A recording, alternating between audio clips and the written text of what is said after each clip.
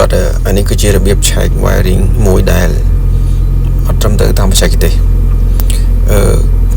បើខ្ញុំនិយាយទៅមានប្រតិកម្មច្រើនព្រោះដោយសារតែអ្នកឆែកមួយចំនួនគាត់ប្រើប្រភេទហ្នឹងអញ្ចឹងណាអានេះខ្ញុំនិយាយពីចំណុច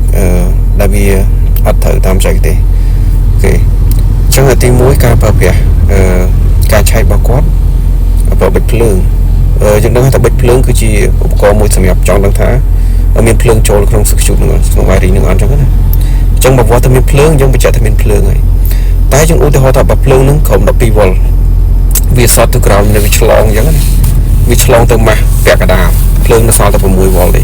អញ្ចឹងពូលនឹងក៏នៅតែភ្លើងដែរគាត់ថាភ្លើងអ៊ីវអញ្ចឹងយើងអាចកំណត់បានថាភ្លើងនឹងគ្រប់12 វ៉ុលអត់ទេហើយមួយទៀតការចាក់ទៅលើ pin ជាក់ស្ដែងអានោះវាធ្វើ rig កណា rig ដល់ទៅអត់ដុតទេម្ដងម្កាលអានេះក៏ជា idea របស់ខ្ញុំហ្នឹងណា